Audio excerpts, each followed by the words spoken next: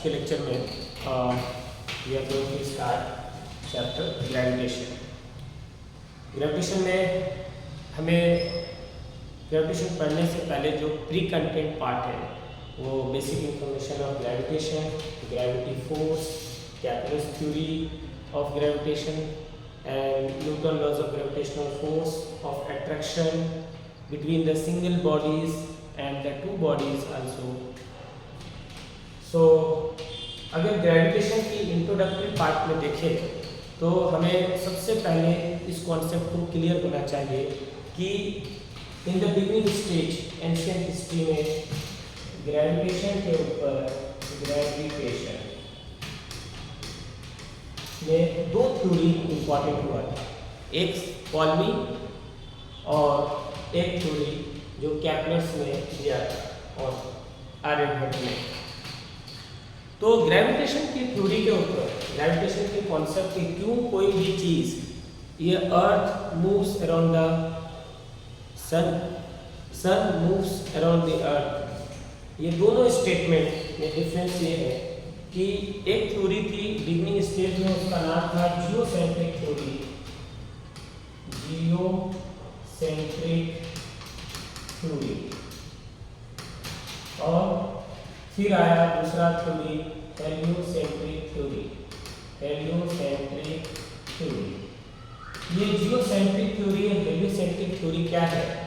Geocentric theory को उस theory में शुरुआत के दिनों में जब एकदम बिगिनिंग स्टेज में पॉलमी ने कहा था कि अर्थ जो है मूव्स अराउंड द सन नहीं होकर के सन के मूव कर रहा है प्लैनेट के अराउंड, मतलब सेंटर में अर्थ है और सन उसके चारों तरफ चक्कर लगा है। ऐसा कि आज भी बहुत सारे वेद की किताबों में, वेद मैंने ज्ञान पुराने शास्त्रों की किताब जितने भी हैं, एस्ट्रोनॉमी की जो एंशिएंट बुक है उनके अंदर भी जियोसेंट्रिक थ्योरी का लिखा गया है। जियोसेंट्रिक में क्या है कि सन जो है, सन जो है ये रेस्ट पे नहीं होकर के ये प्लैनेट के चारों तरफ चक्कर लगाता है, मतलब सन स्टैटिक है, रुका हुआ है और वो उसके चारों तरफ प्लैनेट जो है अगर मोशन कर रहा है, प्लैनेटरी मोशन, जैसे कि एक बार तो ये सन आपके प्लैनेट के चारों तरफ मोशन कर रहा है तो जियोसेंट्रिक थ्योरी। अगर सन हमारा रेस्ट में है, बीच में है और उसके चारों तरफ प्लैनेट मोशन कर रहे हैं तो उसको हेलियोसेंट्रिक थ्योरी कहते हैं। जैसे कि यहाँ पे सन और इसके चारों तरफ अलग अलग यूनिवर्स में यहाँ पर अर्थ है, अलग अलग प्लैनेट है। टोटल हम लोग 8 प्लैनेट जानते हैं, 8 प्लैनेट भी लो, जिसको वी कैन से कि सन है उसके चारों तरफ ये चारों 8 प्लैनेट अपने सर्कुलर ऑर्बिट में मूव कर रहा है। जियोसेंट्रिक थ्योरी में दो बातें थी कि सन जो है वो प्लैनेट के चारों तरफ मोशन कर रहा है, मतलब प्लैनेट रुके हुए हैं सारे और उसके चारों तरफ सन घूम रहा है और वो सर्कुलर ऑर्बिट। लेकिन हेलियोसेंट्रिक में दो बातें क्लियर हुआ। पहला ये हुआ हेलियोसेंट्रिक में कि सन जो है वो रेस्ट में है और उसके चारों तरफ जो है प्लैनेट मोशन कर रहे हैं, जैसे कि अर्थ है, मार्स से अलग अलग प्लैनेट है। टोटल 8 प्लैनेट है। उसके हमने ट्रिक्स जानते हैं, my very educated mothers, my very educated mothers just serves us लड़की, मेरी पढ़ी लिखी माँ हमें लड़की है। माई से मार्स, माई से क्या हो गया मार्स, और वेरी से वेनस, वेरी से वेनस, और एजुकेटेड से अर्थ, और मदर से मार्स, और जस्ट से जुपिटर,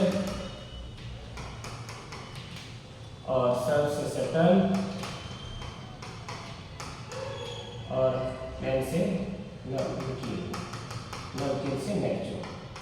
तो टोटल ये 8 प्लैनेट जो है वो सन के चारों तरफ अपने ऑर्बिट में चक्कर लगाता है। जियोसेंट्रिक में कहा गया कि वो सर्कुलर ऑर्बिट में घूमता है और सन घूमता है, प्लैनेट जो है वो रेस्ट में, प्लैनेट।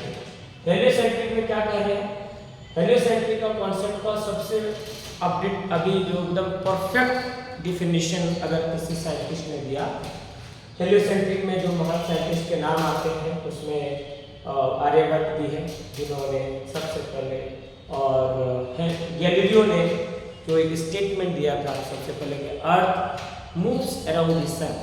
हम बचपन से सुनते आ रहे हैं क्लासेस कि अर्थ जो है सन के चारों तरफ घूमता है।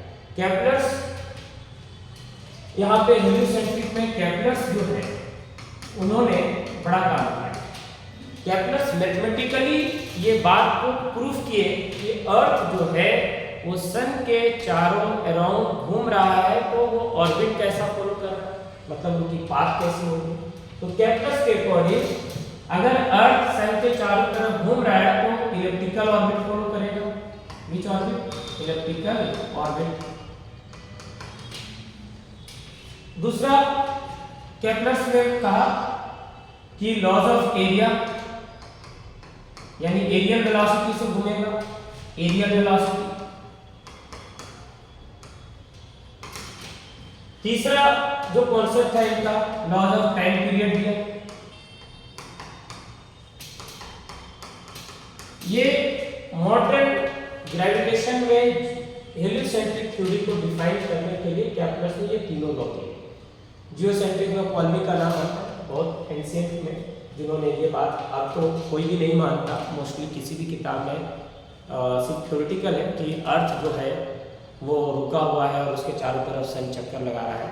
जबकि अभी हम लोग फॉलो कर रहे हैं हेलियोसेंट्रिक थ्योरी जिसमें केपलर्स है, आर्यभट्ट है और गैलीलियो है, और अभी जो हमारे थ्योरी में अभी अपडेटेड में है वो केपलर्स। केपलर्स थ्योरी को हम अभी परफेक्ट थ्योरी मान रहे हैं कि सन रेस्ट में है और सारे प्लैनेट उसके चारों तरफ चक्कर लगा रहे हैं इलिप्टिकल पाथ में। कैसा पाथ में? Elliptical path. इलिप्टिकल पाथ कुछ ऐसा होता है हल्का, जिसमें एक मेजर एक्सिस होती है और एक माइनर एक्सिस होती है, दो फोसाई। इसको बोलते हैं मेजर एक्सिस, इसको बोलते हैं माइनर एक्सिस। और मैथमेटिकली E इक्वल टू जब 1 होता है तो इसेंट्रिसिटी इक्वल टू 1 होता है, तो हम जानते हैं कि ये इलिप्टिकल पाथ फॉलो करता है। अगर E इक्वल टू 0 होता है तो वो सर्कुलर पाथ फॉलो करता है। अगर E equal to less than greater than 1 होता है तो पैराबोलिक हाइपरबोलिक होता है। तो ये पाथ अगर इलिप्टिकल है, थोड़ा अंडाकार होगा, मतलब E equal to 1 according to Kepler's, ये इलिप्टिकल ऑर्बिट में फॉलो करता है। मतलब अर्थ मूव कर रहा है सन के अराउंड में, तो थोड़ा चपटा हल्का है, वो थोड़ा इलिप्टिकल है, उसकी सेंट्रिसिटी पे डिसाइड करते हैं। अब उसके बाद हम आप कुछ कॉन्सेप्ट समझाते हैं कि ग्रेविटेशन में हमें पढ़ना क्या क्या है, और ये तो इंट्रोडक्शन है। ग्रेविटेशन में इंपॉर्टेंट कॉन्सेप्ट होता है कि ग्रेविटी क्या है। क्या ग्रेविटी एक फोर्स है? Yes, most of the scientist ये कहते हैं कि ग्रेविटी अपने आप में एक नेचुरल फोर्स है। क्या है? Natural force.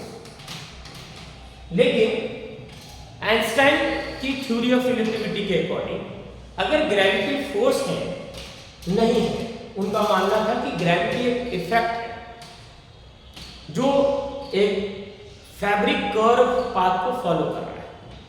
मतलब एक जाला है कपड़ा का, उसमें कोई चीज रखा जाए तो वो ऐसे घूमता रहेगा, तो वो एक फैब्रिक पाथ को फॉलो करता है। ये इफेक्ट है, कोई फोर्स नहीं। ऐसा मॉडर्न साइंस में कई लोगों का उसके ऊपर डिबेट है, लेकिन बेसिक कॉन्सेप्ट ये है कि ग्रेविटी एक अपने आप में फोर्स है और एक नॉन कॉन्टैक्ट फोर्स है। क्या है? Non contact force. Non contact force जहां पे कोई भी चीज को पुल करता है। क्या करता है? पुल करता है। ग्रेविटेशनल पुल होती है, पुल माने खींचता है हर एक चीज को। अब मेरे पास ये अर्थ है, इस अर्थ में कोई भी ऑब्जेक्ट, यहाँ पर एक ऑब्जेक्ट है, यहाँ पे ऑब्जेक्ट है, यहाँ पे ऑब्जेक्ट है, ये सारे ऑब्जेक्ट को ये सेंटर की तरफ खींचेगा mg से।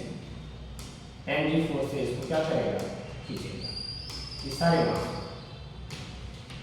अर्थ, लेकिन ये जो कर्व है ये अर्थ के ऑर्बिट के अंदर, सिर्फ अर्थ सरफेस में, when any object will be vertically projected, then body will return back after some time due to the earth gravitational पुल कि वो mg से नीचे खींचे।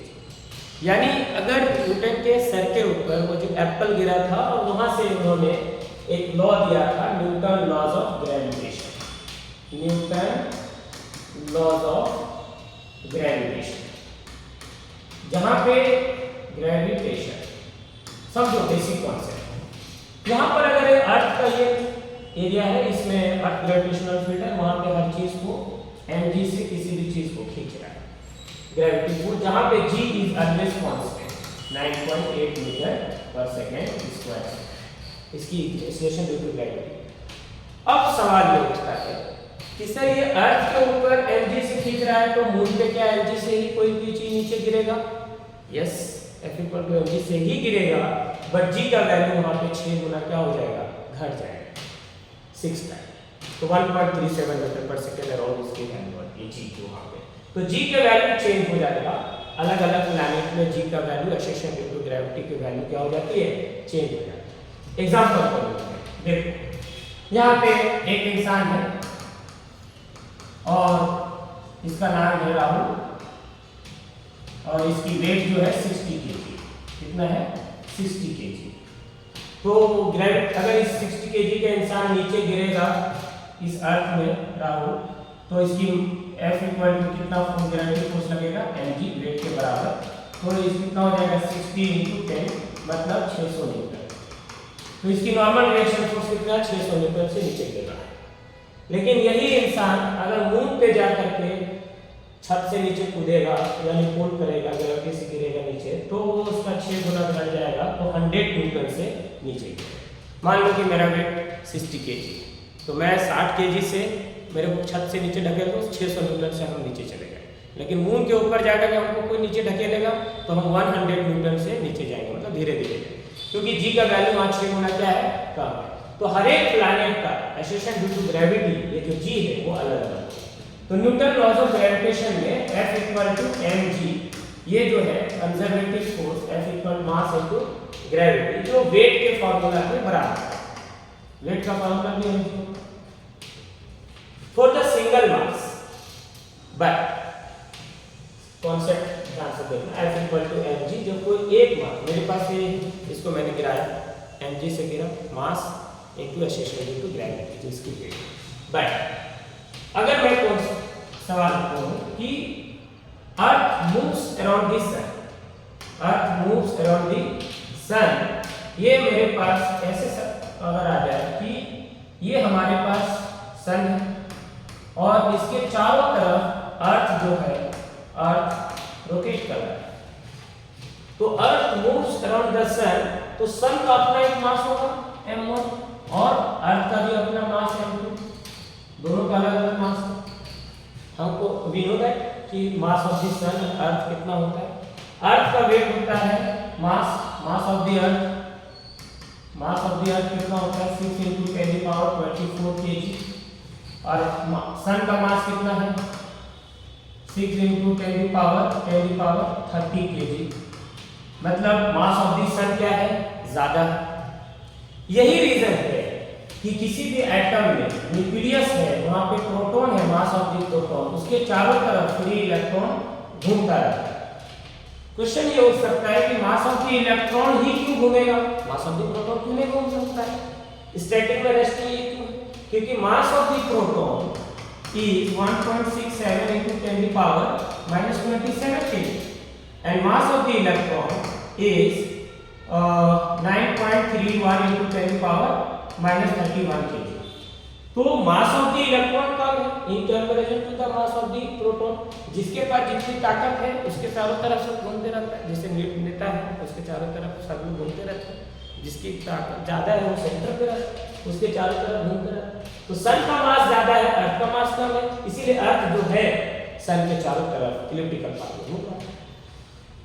मास ऑफ द प्रोटॉन, न्यूक्लियस में है प्रोटॉन और इलेक्ट्रॉन न्यूक्लियस के चारों तरफ सर्कुलर ऑर्बिट में घूम रहा है। किसके कारण? क्योंकि मास ऑफ द प्रोटॉन क्या है? ज्यादा है in compare to mass of the electron. So when heavier mass in the centre and it is in rest, और उसके चारों तरफ क्या करता है? उसी कॉन्सेप्ट को यहाँ पर बोला कि जितने भी प्लैनेट हैं आप, सबसे ज्यादा मास सन का है, इसीलिए सन जो है बीच में और उसके चारों तरफ सारे प्लैनेट घूमते हैं।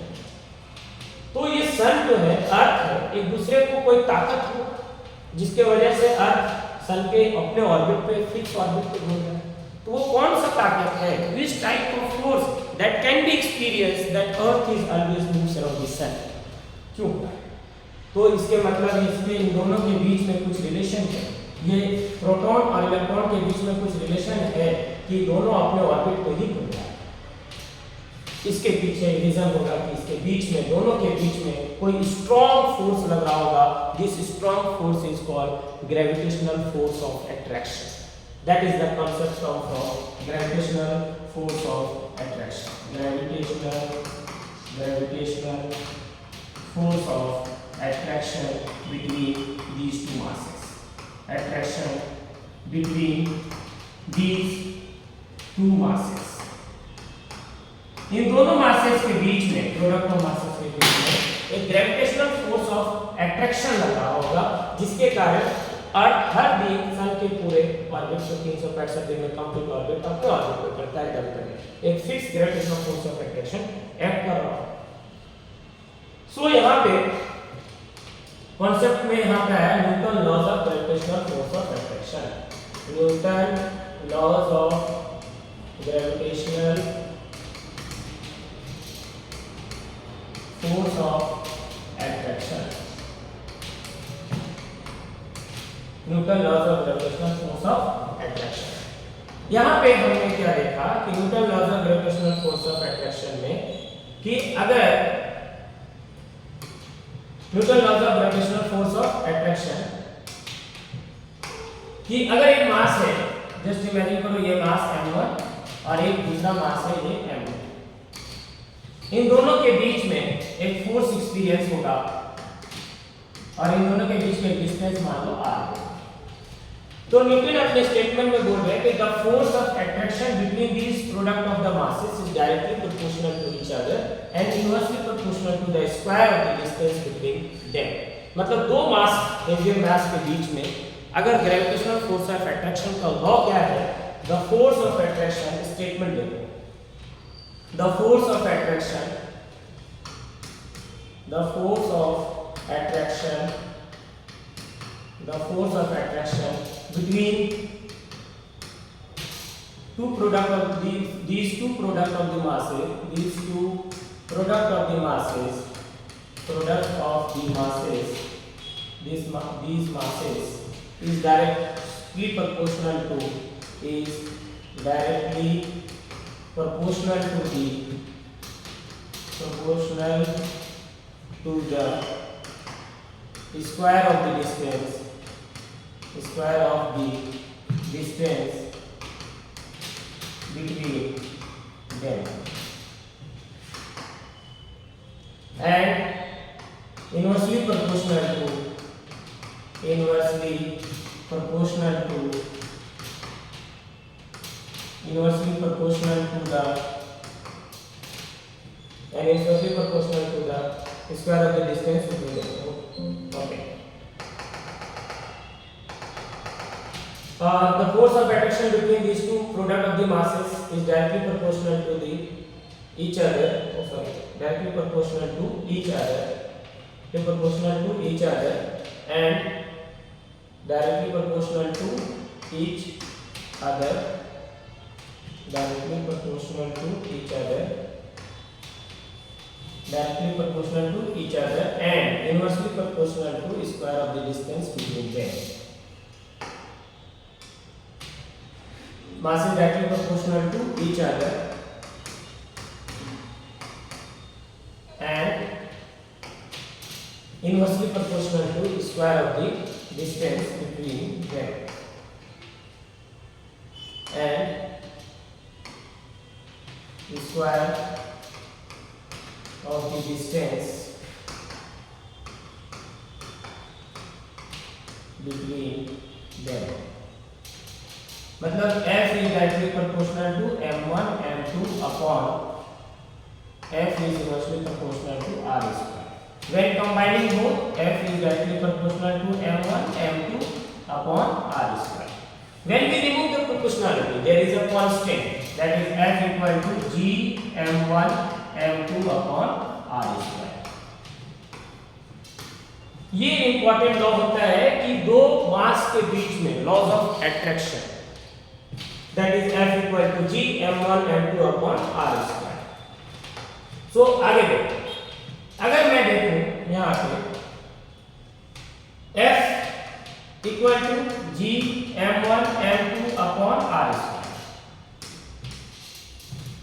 So G क्या हो जाएगा? Acceleration due to gravity. G universal gravitational constant. Universal gravitational constant. Gravitational constant. Which is constant 6.67 into 10 to the power minus 11 Newton meter square per kg square. This is the fix. This G, capital G value is always constant, and this is also a proportionality constant. So F equal to G m1 upon m2 upon r square. अगर आपको पूछेगा what is the units and dimension of G universal gravitational constant, then we can calculate it. तो इसमें ऐसे calculate करेंगे.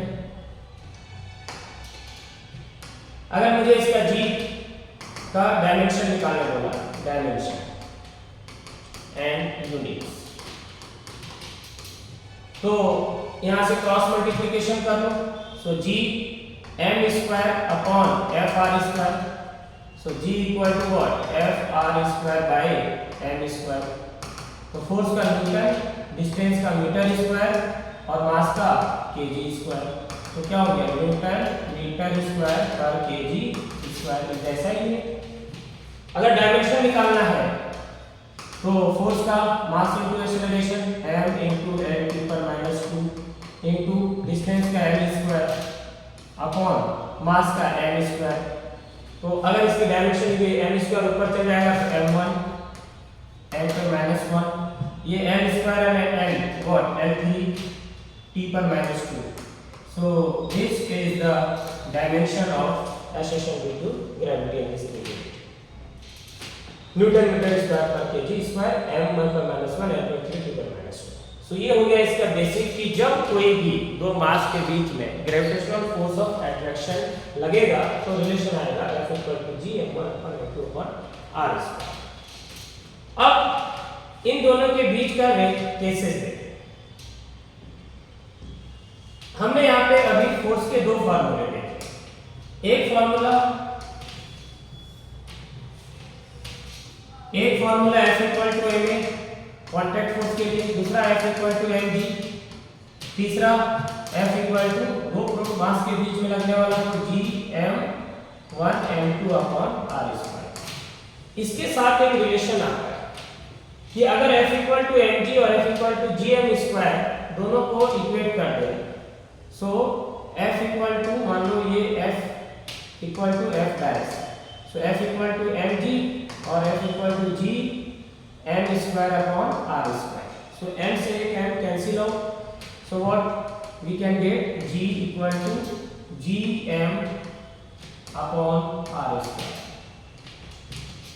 ये जो G का वैल्यू निकला acceleration due to gravity, we can calculate the acceleration due to gravity when we put the value of G.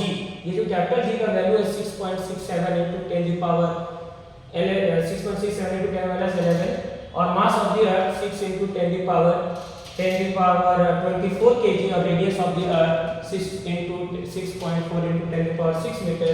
जब इसको सॉल्व करेंगे और अगर हम ऐसा फार्मूला लिखें G equal to mass of the earth and radius of the earth का whole square, तो हमें कितना मिल जाएगा? 9.8 मीटर पर second square.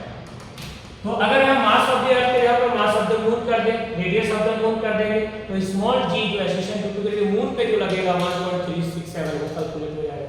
So we can easily calculate the acceleration due to gravity small g का वैल्यू हर एक प्लैनेट के ऊपर. अगर कोई पूछे तो मैं जुपिटर का स्मॉल g का वैल्यू क्या होगा एक्सेलरेशन ड्यू टू जुपिटर का मास, रेडियस ऑफ द जुपिटर यहाँ पुट कर देंगे तो जुपिटर के ऊपर लगने वाला ये स्मॉल g कैलकुलेट हो जाएगा. अभी हम लोग मार्स पे जाने की बात कर रहे हैं. मंगल ग्रह का मास और मंगल ग्रह का रेडियस, यानी मार्स की रेडियस और मार्स का मास का टोटल मास, तो दोनों को इस फॉर्मूले पे लगा देंगे तो वहां पे लगने वाला जो स्मॉल g होगा एक्सेलरेशन ड्यू टू ग्रेविटी वो कैलकुलेट कर लेंगे, तो हमें पता चल जाएगा वहां पे कौन सा चीज कितना धीरे गिरेगा या फास्ट। तो ये वाला कॉन्सेप्ट इसमें स्मॉल g से हम अलग अलग कैलकुलेट कर सकते हैं हर एक प्लैनेट का, अगर उसकी मास और रेडियस हमें पता चल जाए। आगे उसके बाद जो थर्ड कॉन्सेप्ट है यहाँ पे क्वेश्चन जो बनेगा, तो एक्सेलरेशन ड्यू टू ग्रेविटी हर एक प्लैनेट का कैसे निकाला जा सकता है वो आपको पता चल गया। कि अगर मुझे पूछेगा मान लो कि अर्थ का जी का वैल्यू हमें मान लो 9.8 मीटर पर सेकेंड स्क्वायर, तो हम अब इसको रटने की जरूरत नहीं, सिर्फ आपको क्या करना है f=mg और f=gm²/r², दोनों को इक्वेट कर देना है, mg=gm²/r², एक मास से एक मास कट गया, g=gm/r²।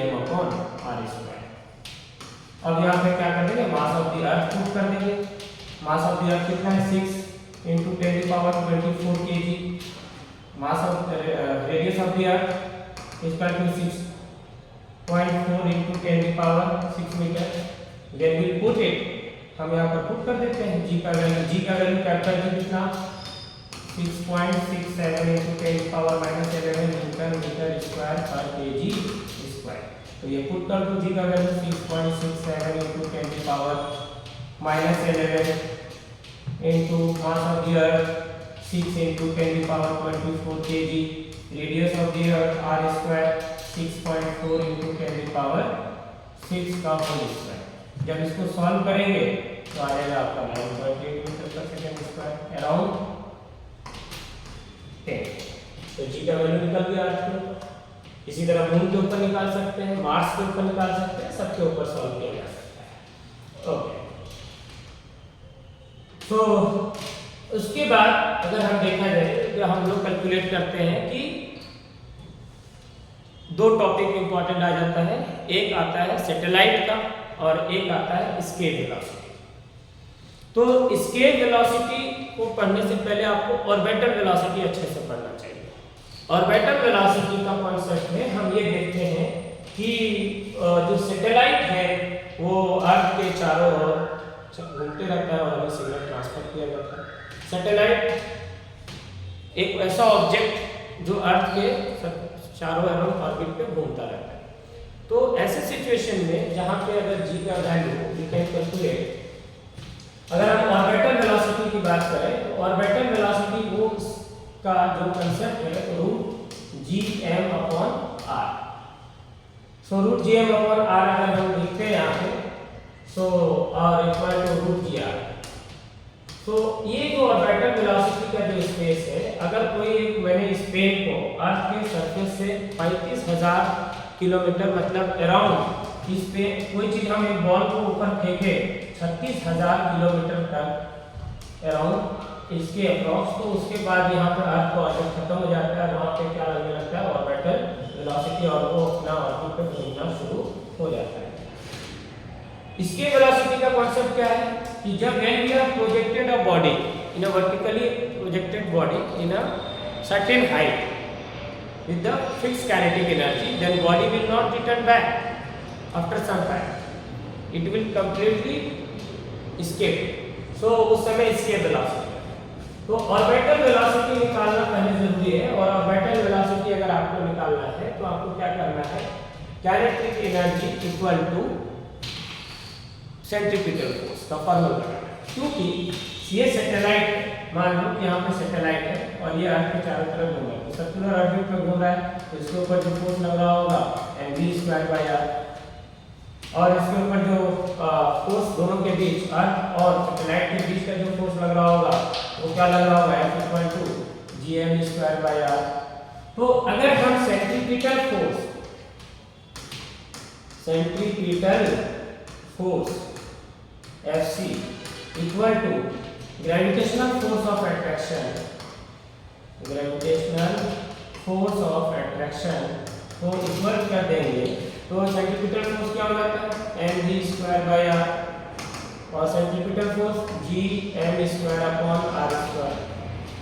तो आर स्क्वायर, तो एक आर से एक आर कैंसिल आउट, मास से एक मास कैंसिल आउट, क्या बन गया D square equal to G M upon R, एक आर से कार करके आर, तो हम ई को क्या लिख सकते हैं root under G M upon R, very simple. तो v जो हो गया हमारा ऑर्बिटल वेलोसिटी, ऑर्बिटल वेलोसिटी निकालने के लिए आपको सेंट्रीफ्यूगल फोर्स और ग्रेविटेशनल फोर्स ऑफ अट्रैक्शन को इक्वेट कर दो, root G M upon R, G M equal to क्या हो जाएगा, क्योंकि f equal to M G, f equal to what G M square upon R square, तो वहां से जी एम इक्वल टू हो जाएगा G M equal to G R square. तो अगर हम जी आर सॉल्व कर लेते हैं,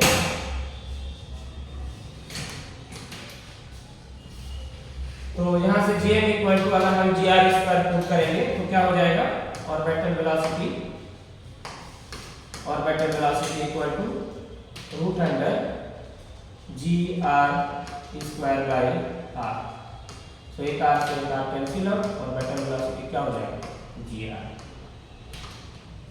तो अगर ऑर्बिटल वेलोसिटी हमें ये बताता है कि सैटेलाइट जो है वो अर्थ के अराउंड सर्कुलर ऑर्बिट में जो घूम रहा होता है अराउंड 36,230 मैक्सिमम, उस ऑर्बिट पे फिक्स ऑर्बिट पे इस फॉर्मूला भी लागू कीजिए। हो गया।